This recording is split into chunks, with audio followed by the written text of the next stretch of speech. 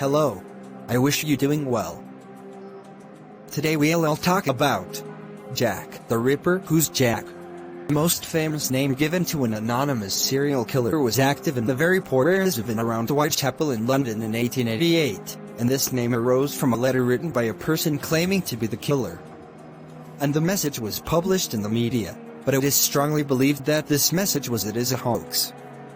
And it may have been written by a journalist in a deliberate attempt to increase interest in the story, as the murderer was known in the case files and press reports as the Whitechapel assassin and the leather apron.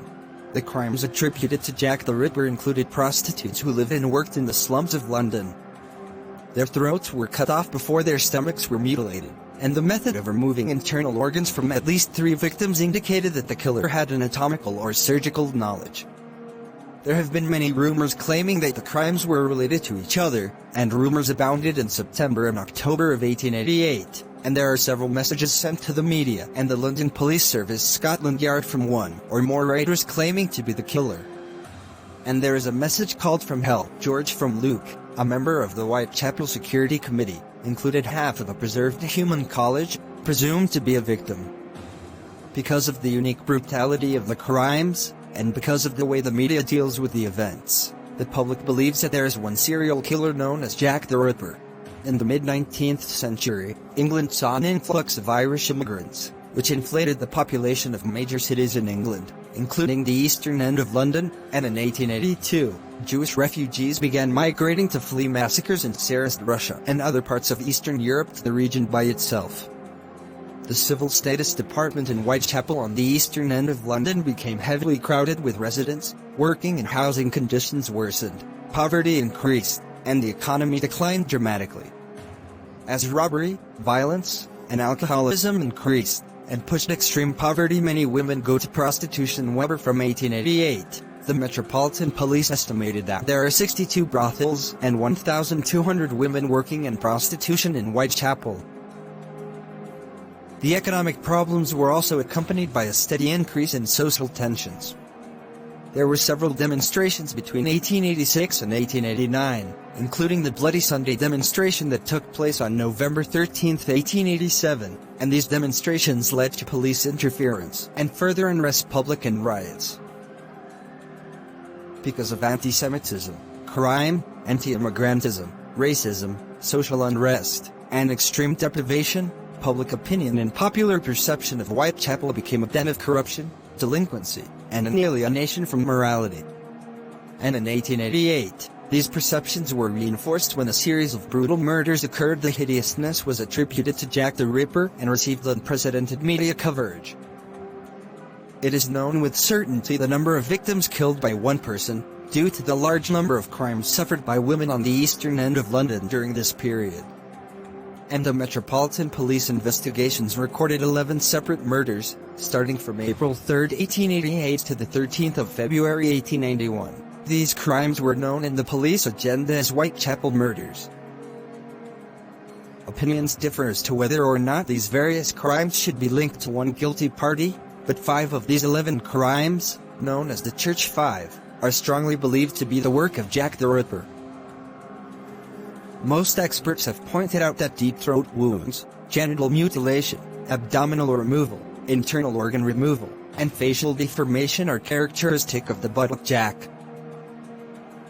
The first 2 Whitechapel murders, Emma Elizabeth Smith and Martha Tabram, are not among the 5 churches. Smith was stolen and sexually assaulted on Osborne Street in Whitechapel, on April 3, 1888, and a sharp instrument was inserted into her vagina, causing her peritoneum, the abdominal membrane, to be torn. She had peritonitis and died the next day in London Hospital. And she said that she was assaulted by 2 or 3 men, one of whom was a teenager.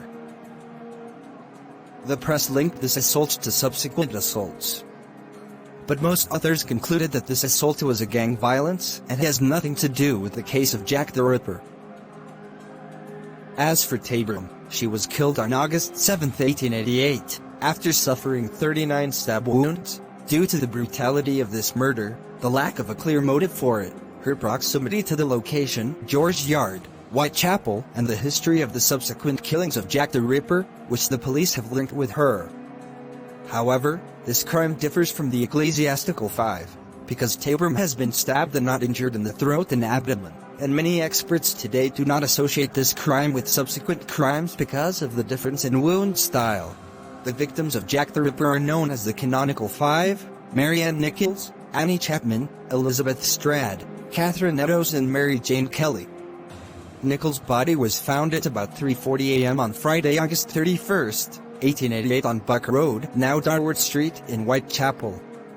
And her throat was severed with 2 deep wounds. The lower part of her abdomen was torn and he was wounded by a deep, rough wound, and there were several wounds others in her stomach were cut with the same knife.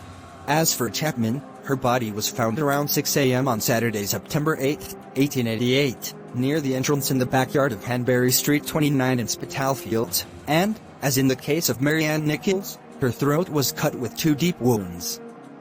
And her stomach was open completely, and it was later discovered that her womb had been removed. Upon conducting the investigation, a witness said that he saw Chapman at about 5:30 a.m. with a black-haired man with a shabby prestige appearance. As for Strady and Eddowes, they were killed in the early morning of Sunday the 30th of September 1888, and the body of Strady was found at about 1 a.m. in Dotfield Square, located off Burner Street, now Henrike Street in Whitechapel. As for the cause of death, it was a clear single wound. The main artery in the left side of the neck was cut, but it was not known for sure why the wounds were missing from the stomach of Strad, and whether Strad's murder should be attributed to Jack the Ripper, and whether it was interrupted during he carried out the crime and did not break these wounds as usual. 24. As for the witnesses who thought they saw Strad with a man earlier that night, they presented different descriptions. Some of them said that her companion was good-looking, and others said that he was dark-skinned, and some said that he was wearing shabby clothes, and some said that he was elegant good dress. 25. As for the body of Eddowes, it was found in Mitre Square in London, 3/4 of an hour after Stride, and her throat was severed, and her stomach was open with a long, deep, rough wound, and her left kidney and much of her womb had been removed. A local man, whose name is Joseph Lewind, passed through that square with 2 of his friends shortly before the crime, and said that he saw a well-haired man who looked shabby with a woman who might be Eddowes. 26, but his friends were unable to confirm his descriptions.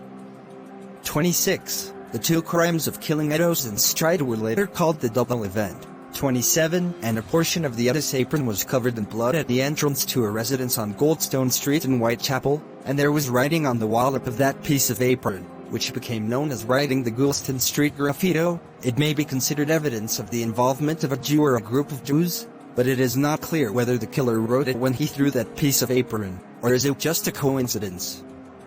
And a commissioner feared police Charles warned that writing may spark anti-Semitic riots, so he ordered an erasure before dawn. The body of Kelly was found terribly mutilated and lying on the bed in the room in which he lived in Miller's Court 13, off Dorset Street in Spitalfields, at 10:45 a.m. on Friday the 9th of November 1888, and her throat had been cut down to the spine. Her stomach was completely emptied of his entire organs, and her heart was missing. The 5 ecclesiastical crimes were committed at night, during the weekend or close to the weekend, or at the end of a month, week, or so. And the mutilations increased and multiplied as the murders continued, with the exception of the Stride killing, whose killer was expected to have been boycotted while carrying out the crime. Nichols did not lose any of its members, while Chapman was taken away from her womb, and Eddowes had her womb and kidneys removed and her face mutilated, and Kelly had her guts removed from her body and her face cut into pieces, although only her heart was missing from the crime scene. The historical belief that the 5 ecclesiastical crimes have been committed by one man is compatible with contemporary crimes documents, which link those crimes to one another, not to others. In 1894, Sir Melville Macnaghten, assistant to the Chief of Police in the Metropolitan Police and head of the Criminal Investigation Department, wrote a report saying, "The Whitechapel murderer killed 5 victims, only 5 victims." And the 5 victims of crime were linked together in a written letter written by Police Surgeon Thomas Bond to Robert Anderson, head of the Criminal Investigation Department, London, on November 10, 1888.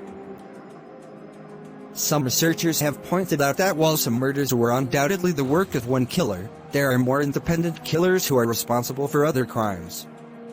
And authors Stuart B. Evans and Donald Ramblow have indicated that the Ecclesiastical Five is nothing but a legend, and that while three cases, Nichols, Chapman, and Edis, can be linked together categorically, certainty decreases in Stratt and Kelly's cases.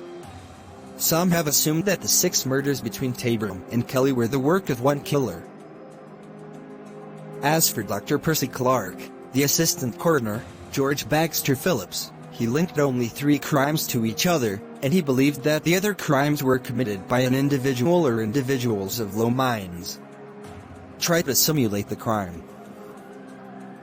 It should be noted that Sir Melville Macnaghten did not join the police until 1 year after the murders, and his note contained serious factual errors in relation to the suspects.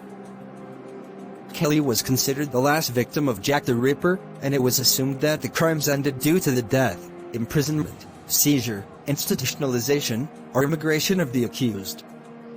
But the Whitechapel murder file mentioned 4 other murders that occurred after the 5 churches, namely, Rose Millett's, Alice Mackenzie, corpse of Pinchin Street, and Francis Coles. Millett suffocated in Clark Square on Hay Street in the Butler district of London, on December 20, 1888, and because there was no sign of conflict or fighting, the police assumed that they had suffocated on their own while in drunken state, or that she committed suicide, but the jury ruled that it was a murder. Mackenzie was killed on July 17, 1889 by cutting her left carotid artery, and several minor bruises and cuts were found in her body, and her body was found in the Alley Castle in Whitechapel. One of the forensic doctors, Thomas Bond, believed that this crime was the work of Jack the Ripper, and another forensic doctor, George Baxter Phillips, who examined the bodies of 3 of the former victims, disagreed with it. And the book was later divided into 2 parts. A section believes that the murderer imitated the incestuous style of murder by Jack the Ripper in order to dispel doubts about himself, and divided the attribution of the crime to Jack the Ripper. As for the corpse of Pinchin Street, it was a headless, no-legged trunk of an unidentified woman, and it was found under a railway arch on Pinchin Street in Whitechapel, on September 10, 1889, and it seems likely that the crime had been committed elsewhere, and then those parts of shredded body for disposal. Coles was killed on February 13, 1881, under a railway arch in the gardens of Swallow, Whitechapel. Her throat was cut, but her body was not mutilated. A man named James Thomas Sadler was seen with her earlier, and the police arrested him on charges of killing her, and he was believed briefly to be the butcher, but on March 3, the court released him due to lack of sufficient evidence. Since murders were frequent on weekends and public holidays, and spread over a few streets close to each other, many believed that the butcher was an employee in a regular position, and that he was a local resident. Others believed that the murderer was an educated, upper-class man, perhaps a doctor or an aristocrat, and that he was coming to Whitechapel from a more prestigious area. Because of these theories, some cultural concepts have been formed, such as fear of the medical profession, mistrust of modern science, and the exploitation of the rich by the poor. The list of suspects included everyone who was in contact with the murders through contemporary crime documents, even if the contact was very far away, as well as many well-known names, but the police investigations never covered them. And since all those who were alive at the time are now dead, contemporary authors have taken their liberty to accuse anyone without the need for any historical evidence to support their words.